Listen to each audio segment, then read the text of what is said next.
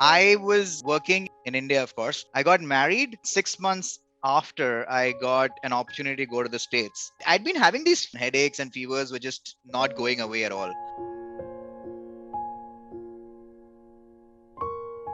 I traveled to the States early 2017, sometime in January, and then it was like a dream come true for me, right? Because I'm a finance guy and I was sent to New York, which is like the financial capital of the world.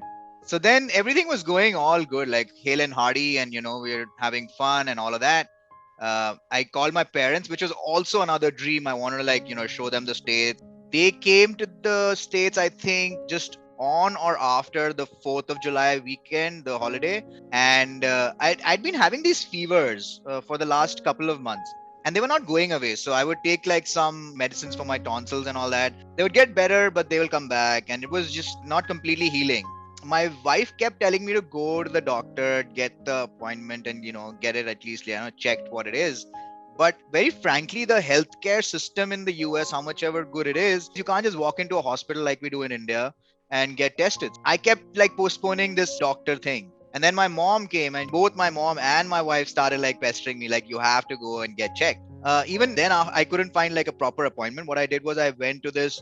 There are these places in the US called the urgent care clinics. These are like these standalone, OPs in the US where you just walk in. You don't have a specific doctor. You just walk in. And I told them that this is happening, fevers and all that. So very typically, like, they think that third world country, third world disease, they thought meningitis or jaundice or something like that. Then that's when they kind of did the whole testing. They took a lot of blood to like do different tests on me, and this was in the evening on a Friday night. And this was the first weekend my parents were there, so we had all planned these weekends, like, going to Jersey one weekend, going here, going there, whatever. Jersey plan was to happen on Saturday, and I gave my blood on Friday night and returned back. And then Saturday morning, we woke up, and I get a call from the urgent clinic where I'd gone the night before, and they're like, "You need to go to the hospital right now." And they said something like, "Your blast in your blood is very high."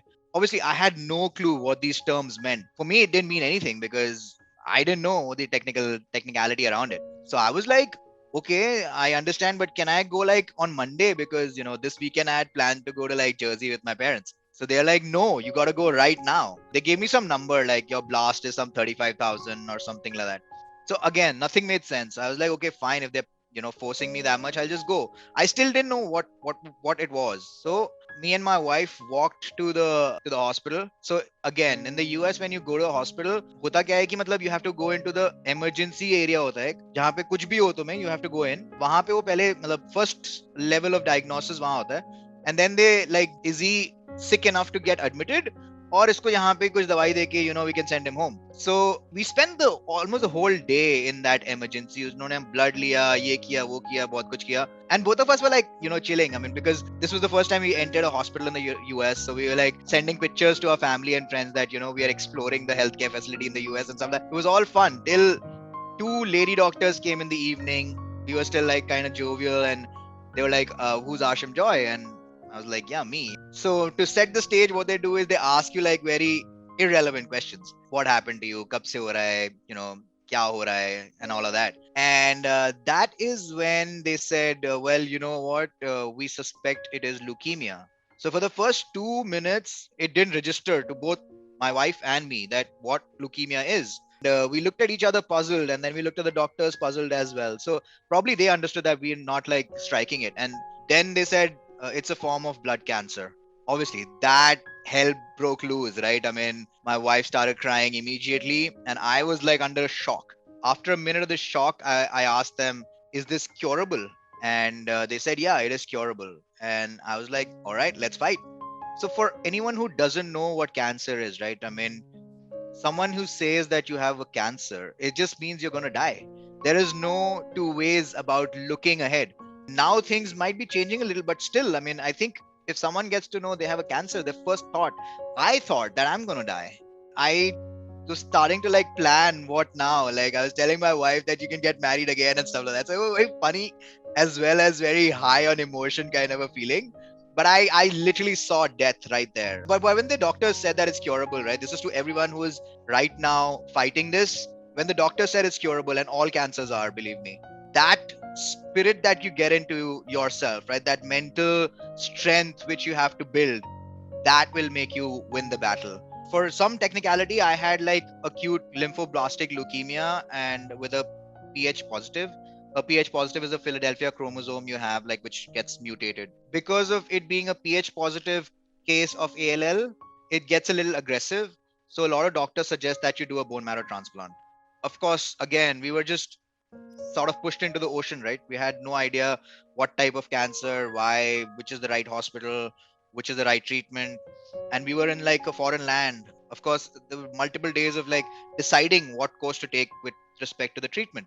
Should we do like a bone marrow transplant, or should we do like, go through the whole cycle of chemotherapy? And the treatment was pretty intense, I would say. Like most of the things, I had like these wires hanging out of my body, which they used to like do the treatment. Then I had a port in which they used to like do the treatment.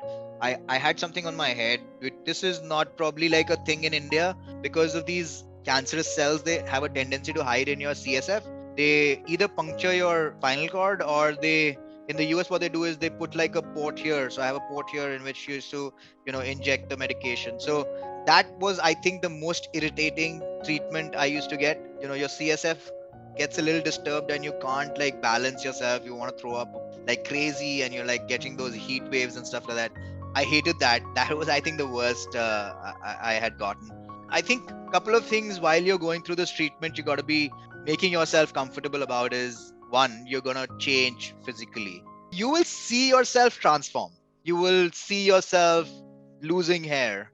You will see yourself putting on weight, see yourself losing weight. It's a ride, and you got to accept it. I think that's, again, a very difficult thing to do while you're on the journey of recovery. Accept the change, but you'll come back. Like, look at me. I'm happy to share some pictures from my past.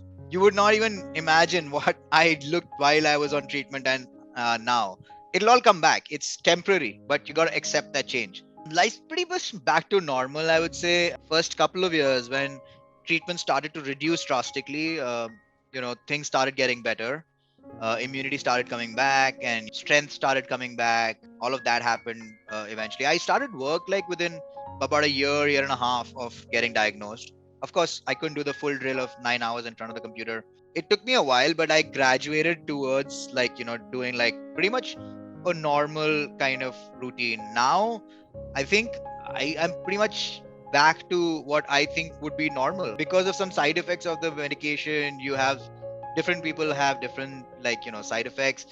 Some of my side effects were like very minor and didn't matter, like some skin side effects or something like that, which probably happens still, but I don't really care. I mean, a lot of self-realization happens of why these things of looks don't matter, and money doesn't matter and all of that. Anyways, that's another story.